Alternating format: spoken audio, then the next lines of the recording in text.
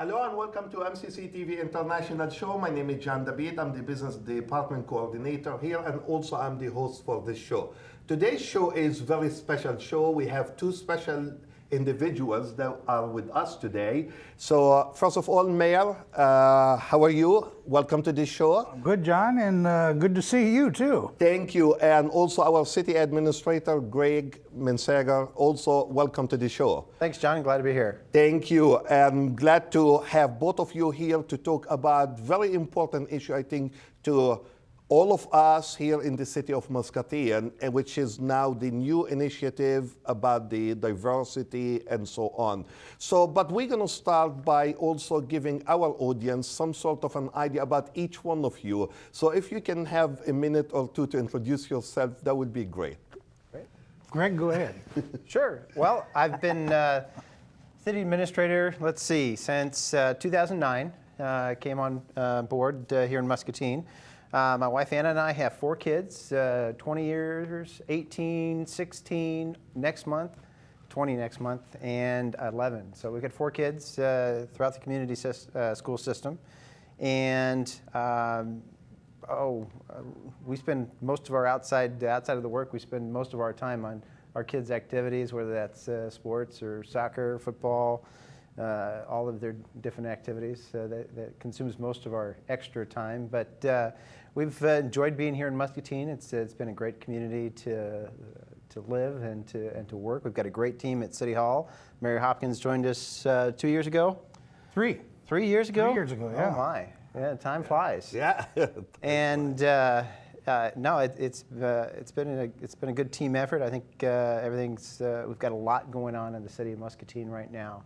Of course, in the news, the hotel project that's coming forward, hopefully breaking ground this summer. Mississippi Drive reconstruction project is going to huge entryway project for the city of Muscatine, and of course all of the other initiatives, Riverfront, the Vision Iowa grant program that we've got going on right now. There's a lot going on in the community, and that's had a lot of support from citizens, our local industry.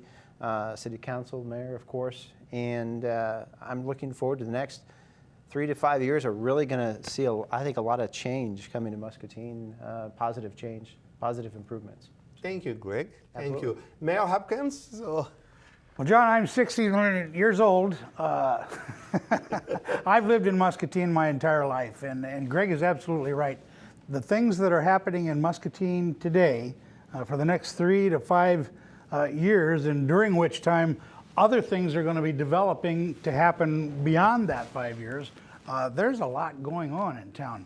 The millions and millions of dollars that Muscatine Industries are investing into this community, I don't think has ever been done before at one time, and thus we're experiencing a bit of a population growth, if you will, which is a positive thing. I don't think Muscatine has grown for 25, 30 years in terms of population, but we're seeing that right now. But anyway, we were talking about me just a little bit. I've lived here all my life. I have one son. His name is Jamie. He is the general manager of the radio stations here in Muscatine. I have 3 grandchildren. One is a junior at Iowa State University. The other one graduated last year, and the youngest one, she is a senior at Muscatine High School this year. So we have one big, large, happy family, and we're proud to be in Muscatine. That's great, Mayor. That's great always to have both of you here with us on the show, all even, talking to you at different meetings and so on. I would like to start also by also asking each one of you to describe your day. So as a city administrator, Gregg, Sure. I mean, can you just give our audience some idea? Because I'm not quite sure if everybody knows exactly what a city administrator do during the day. So if you can describe that for our audience, Sure. and also Mayor, also the same thing, please. Sure. Well, I think my kids think I have the most boring job in the world. Most boring? Most boring job in the world. They think all I do is go to meetings. And in large part, I mean, that's true. I do attend a lot of meetings, but as city administrator, I work for the mayor and the council, and it's my job to enforce policy that's been established by the city council. And the biggest policy The decision they make on an annual basis is the city budget, which was approved back in earlier this March, and that's kind of the action steps that we'll be taking this next fiscal year, the things that we're going to be working on, accomplishing, as well as the goals that are established in the fall of each year as well. But hopefully those are implemented in the budget process. But it's my job to oversee all of the city departments that we have working for the city: police, fire, community development, finance. We've got the airport, public works department, which includes streets, sewers, wastewater, and snow removal. Of course, the construction projects that we have going on an annual basis as well. The library and the art center are included in the city budget. They're slightly different than our other departments in that they have additional boards that oversee their efforts. Their budgets are included. The library's budget's included in the cities as well. But we work very closely with those departments as well. So it's really every day, and what I really enjoy about my job is that every day, is a little different. I'm working on.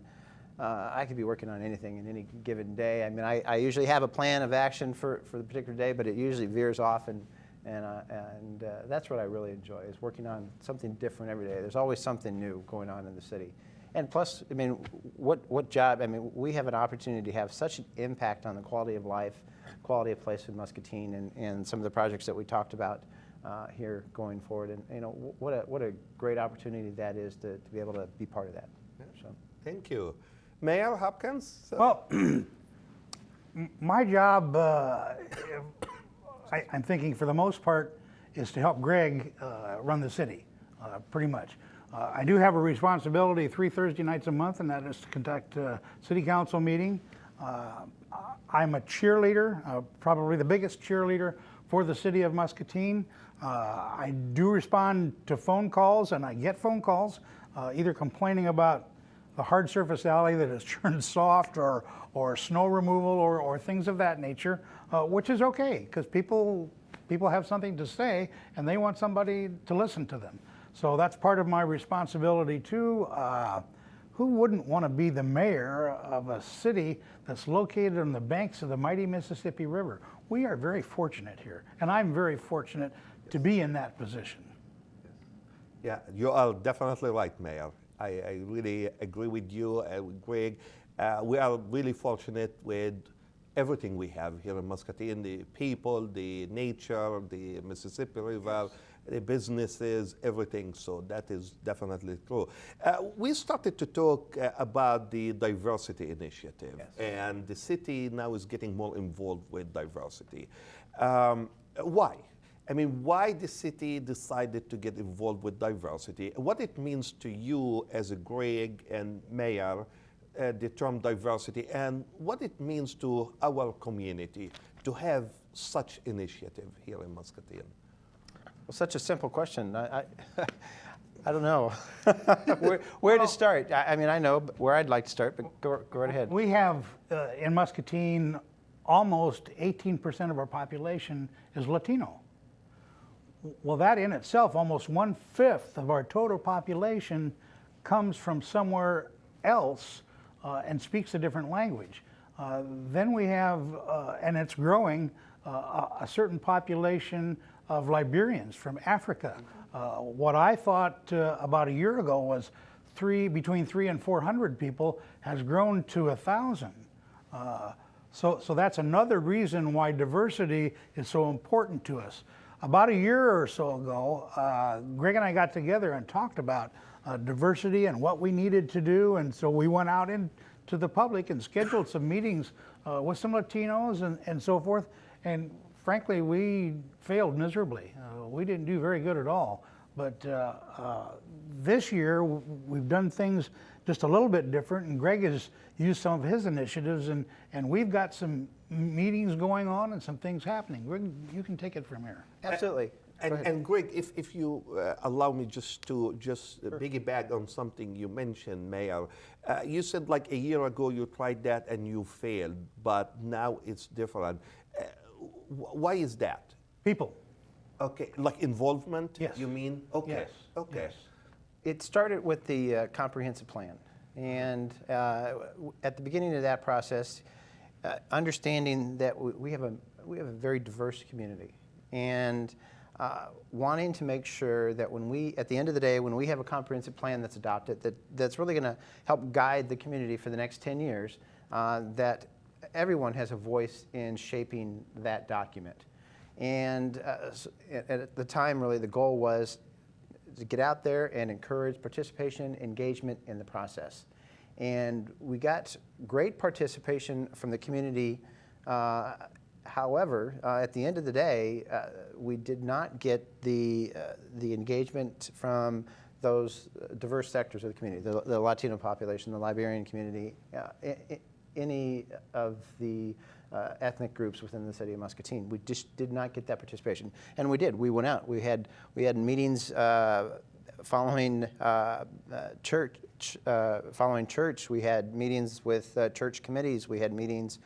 I can't tell you how many meetings we had at different locations. We had specific sessions that were geared or in the Spanish language, where we had interpreters and we had folks that would help assist us. At the end of the day, though, we just did not get the participation. And that was really the driver when we started the comp plan process. And then here again recently, we started with a few smaller meetings. The mayor, myself, Gregg from the chamber, and Rosa Mendoza, and we just had a conversation. How do we start this process again? How do we reinvigorate this discussion? And how do we achieve success this time? And that it's growing. Each meeting is growing a little bit at a time, and we're starting to form a consensus on how to move forward and what the next step should be. So the original challenge, we can say that it was the involvement, yes. People involvement, and now it's moving forward. I mean, what kind of, the next question will be like that our audience most probably would like to know, what kind of activities, what kind of projects are you planning to do in order to bring those diverse groups into the table and keep them at the table? So any consensus, any? Well, that's what we're working on, I guess, right now. So participation and engagement continue to be an issue, and that's not just an issue for Latinos or for the Liberian community. That's an issue across all sectors. Engagement and participation is always an issue in local government. So, but improving participation in local government in any way, shape, and form that we can get it, whether it's in person, at meetings, at events, online, however we can get engagement and comment in public, from the public is important. And Gregg, I heard you, if I may ask you this question also, sure. I heard you talking about like if you go to the city website, yes. There's some sort of a program where you can really read the information right. in different languages. Can we right. talk about it a little bit so that also our audience and the citizens of Muscatine will be aware of that? Because we don't know how many of people most probably notice sure. that. And the city's new website, which is muscatineiowa.gov, in the bottom right-hand corner, there is a Google Translate button, we'll call it. And there are, I don't know, 50 different languages, yep. plus or minus, that you can translate each page of the city's website. So it's always in the bottom right-hand corner. I think it sticks out pretty well because there's nothing else around it. And you click on there and you can click on the language that works for you. Now, obviously, it's Google Translator. It's not going to maybe provide 100% accuracy, yeah. But it sure translates the whole page into the language of your choice. So that's a great new tool or feature on the website. I've also been compiling a list of city employees that have additional language skills that we can use not only in just in general at City Hall if somebody has an issue or a question, they come in, or in emergency situations. If we need a police officer or a firefighter is on call and needs a resource, they can have somebody that they can call in an emergency situation and have a translator on board. But it's about participation and engagement, but it's also, from my perspective, about I guess, a couple other things as well, and that's understanding each other, cultural differences, language barriers, and it's also about making sure that this is a continuous process, that we don't have a few meetings and then move on to something else, that this is going to have to be a constant challenge or a continuous process. And what we've done is begin to engage a core group of individuals that can help us continue the discussion, come up with ideas, and as we move forward, that group can be a resource to help disseminate information out to the public, to the Latino community, to the librarian community, so that it's not just coming from Mayor Hopkins or myself, but it's coming from their peers, folks that they know and trust, and so we have alternative channels to get information out there. Mayor, I will miss if I don't also, since we're talking about the diversity here as a topic, I will miss if I don't even mention also that also Muscatine is well known when it comes to sister city relationship. I mean, as a small town on the Mississippi River, to have 9 cities in 8 different countries, this is unheard of, at least in the state of Iowa. I mean, so can you tell us more about that? Well, before I do that, I'm going to backtrack a little bit to something Gregg said in the lower right-hand corner of our website. Is a Google language, whatever. And believe it or not, our sister city in China, which is Jinding, there are people in Jinding that look online at our website, and so they can understand it. So they use that. Click on China. Wow. Absolutely. Wow. Absolutely. So that's a perfect example of what Gregg was talking about. To kind of pursue that a little bit farther, we have 9 sister cities. I'm going to say probably 3 of them aren't that active. But every other year, for example, we have a middle school from Japan that either comes to Muscatine or Muscatine goes there. Now we have Jinding, which has been very active in the past 2.5 years since their sort of indoctrination into the sister city realm of things, and that's pretty active. So, and I belong to the Sister Cities group here in Muscatine, and you have an event coming up, the annual dinner, where the foreign students that attend college here will be attending that Sister City dinner, and they'll each stand up and tell us what they like about Muscatine, and they're even welcome to say what they don't like about Muscatine. But I know that some of the Sister City people are great mentors to that program here at the college. So that's a fantastic thing, and we all look forward to the Sister City events that are coming up. In addition to that, Sister Cities now has would it be okay to call it a city park at the corner of 8th and Cedar Street? Pocket Park. Pocket Park, okay. And there's some great plans for that coming down the line here this summer as well. So things are cooking along really good. And we can share that with our audience. May 15th is the magical day, Yeah, so okay. that will be the opening of this pocket park that will, hopefully that park will be a welcoming park to anybody in the city of Muscatine to just go there and enjoy, the signs, learn about at least the names of our sister cities and so Pocket on. Park. You made that up, didn't you? No, that's a technical term. I thought Gregg maybe came up with that. Yeah.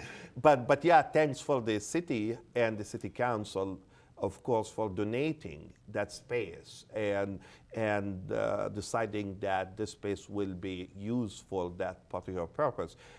It's a great addition to the city. I mean, everybody can enjoy. Yep. And we look at it also, those of us who are citizens of this city, I mean, we look at it as an educational park because, even if people just sat down for 10, 15 minutes there during the day, they can at least start learning the names of our sister cities and countries and so on. So it's an educational thing too. Okay, so back to that city initiative or diversity initiative. What's next? I mean, where do you see this initiative a year from now, for example, versus 5 years from now? Any kinds of planning to get as you both of you mentioned, that you are trying to get the minorities also involved in the decision making and so on. And I know, Mayor, you have different boards, so you can appoint people to commissions or boards and so on. Are you considering that also to start, like, encouraging Absolutely. some of those minority Absolutely. groups And to join? respond to your question, John, that's where it starts with those boards or the city council. We have an election coming up at the end of this year. We'd love to have a Latino or Liberian as a council member, or two council members, or whatever the case might be. But that's the important thing, is to get everyone engaged and talking. Talking is the key thing here. So. Absolutely. Participation, as we noted, in any way, shape, or form, whether that's as an elected position, an appointed position, or just coming to a council meeting and offering advice or an opinion or on a particular topic. So participation and engagement is always encouraged. But at our last meeting, we also focused on doing some public forums coming forward that we can pick some different topics and start engaging the wider community on different topics. Can you tell us more, Gregg, about that? Well, we're going to have a committee meeting, I believe it's tomorrow morning, to start talking about our first session. So obviously, Ferguson is in the news and for everybody. And I'm not in any way, shape, or form comparing Muscatine to those types of issues. Our issues center around more cultural differences and the language barriers that we talked about a little bit before. But it's an opportunity, so we're most likely going to start with, for example, our police department, and then perhaps our fire department, and carry these public forums on different topics going forward. So our first forum that we're talking about is engaging with our police department, and to start talking about those cultural differences or issues that have come up and how we can better address them, the language barriers, and how we can deal with, and some of the initiatives that the police department are working on now that are very supportive that are supported by the Latino and Liberian communities. For example, the Park and Walk program that the police department has, educating folks on that. That's an officer getting out of their car a minimum of a half an hour a day in the community, and whether it's a neighborhood or a commercial district or a school, and just getting out, walking, introducing being a person, just being a normal person. Getting to know folks, and the more and the opportunities that we have to get to know each other, and developing those relationships and trust, the better off we're going to be in the future as a department, as a city, as a community. So that's kind of going to be our first focus, is the police department in those issues. Those are like great ideas, and we're hoping that also if our, for example, audience has any question, is it okay to call either or? Oh, absolutely. To get an answer. Yes. So yeah, this is like, again, an open invitation to all our audience also. So if you have any question about what we are talking about right now in this episode here, so please, I mean, Gregg and Mayor Hopkins, I called them several times about different questions and so on. And I know when they are available, I'm definitely sure that they will spend some time and answer whatever question that you might have. Towards the end of this show, I would like now to give each one of you a couple minutes also to share whatever you would like to share, whether information or more information about the diversity initiative or anything that you would like to share about the city of Muscatine. It could be about the projects now, the convention center, anything you would like to share. Please feel free to share that with our audience. I would say, given my age and the fact that I've grown up in Muscatine, way back in the day, in the 50s and in the 60s, when most Muscatine residents during a certain time of the year would see farm racks full of baskets of tomatoes and migrant Mexican tomato workers that would work in the fields, and a lot of them lived in shacks on those fields in deplorable, absolutely deplorable condition to evolve and fast forward to today, and some of those folks still remain around Muscatine and have learned a little bit of the language, but generation after generation after generation, and the young people, Latinos, now struggle to speak their own language, but are well versed in the English language. That's just one example of how far Muscatine has come in 50, 60 years. And we want it to keep rolling. But we want the Latinos and the librarians, if they're going to become an intricate part of this community, to become involved in the decision-making process. Schedule events like Great River Days. We want them to be a part of that. The routine council meetings that take place 3 Thursdays a month. We want them to be a part of that. Just everything that we do that council makes a decision on, or the mayor's committees make a decision on, we want our diversification to affect the decisions that are made by those committees as well. So that's my interest in diversifying here in Muscatine, and as long as we've got a really good start to it this year, we're going to keep it rolling. Perfect. Thank you, Mayor. Great. Gregg? Well, 2 things really.